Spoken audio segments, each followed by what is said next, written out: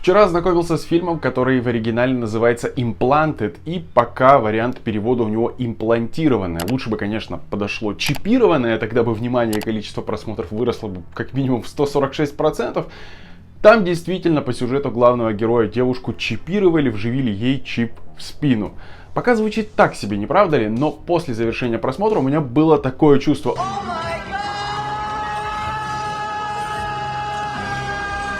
Пусть Amazon деньги оставит себе, но хотя бы вернет мои 2 часа жизни. Но во время просмотра по ощущениям было, будто фильм идет все 5. Начинается все с мужика, который бродит почему-то по пустым улицам. Его все вот так вот трусит. Он падает и умирает с пятном крови на спине. Дальше следует текст на экране, что в 2023 году после глобальной пандемии успешно прошли испытания вживления чипов. Как-то так пример. И наша главная героиня, она бездомная бомжичка, которая прошла это чипирование. И я сначала задался вопросом, а как так у бездомной такие идеальные зубы, и вообще она выглядит очень даже ничего, да? Не похоже, что она живет на улице, питается отбросами и так далее. Потом это было упомянуто вскользь, что она потеряла работу, и иногда на Западе потеря работы может приравниваться, чуть ли не к смерти, знаете, это не шутка, тут просто играет роль, множество факторов, как, например, рынок труда, желание или нежелание человека работать за минималку на какой-то хуевой работе, когда, например, до этого он занимал хорошую должность с высоким заработком. Некоторые люди просто не соглашаются на такое и становятся бездомными, как бы это странно ни звучало, и с долгами в банке. И вот она совсем недавно бездомная, безработная, денег на аренду квартиры нет, на еду тоже, спит и бродит по улицам, и она решилась на этот эксперимент по вживлению чипов в позвоночник. Там еще была огромная толпа людей, добровольцев, которым, конечно же, тоже всем его вживили, чтобы последить за ходом эксперимента,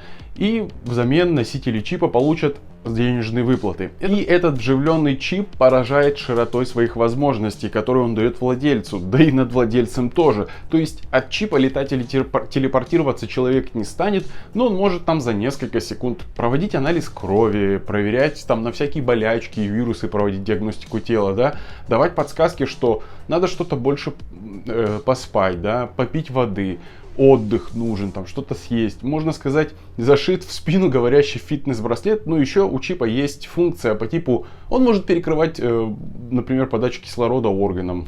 Зачем? Чтобы вы, носитель чипа, делал то, что вам говорит он, да, и прочие такие штуки против вашей воли. Но вы оказываетесь в тупике и не можете отказаться. Иногда и само тело под контролем чипа бывает. То есть вы там, этот хозяин чипа начинает сопротивляться, будто одержим кем-то или чем-то.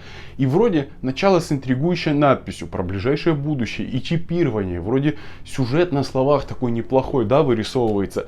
А на деле, боже, какая-то нудятина и затянутое кино. Весь фильм, который идет 1:40, она будет просто бродить по улицам Нью-Йорка или где-нибудь сидеть или говорить с кем-то, сама с собой. Во многих случаях камера просто стоит и снимает, как она идет или как она сидит на лестнице. Просто тупо несколько секунд, без какого-либо монтажа, переключения планов, никакой динамичности вообще. Весь фильм она выполняет задание чипа, которое заключается в убийстве определенных людей, чтобы в конце концов она освободилась. Не от самого чипа, а от его жесткого контроля. И когда она выполнит все поставленные задания, убьет всех нужных людей, фильм кончается, и концовка, от которой просто хочется стошнить. То есть на такой серьезный, крупный сервис, как Amazon, с десятками миллионами, да, аудитории, снимать и выливать такую чушь, я не знаю, куда смотрели создатели. Я обычно, когда записываю отзыв на фильм, стараюсь сказать и за хорошее, и за плохое, не гнуть линию в одну сторону, да, даже как в «Форсаже 9» я находил положительные вещи.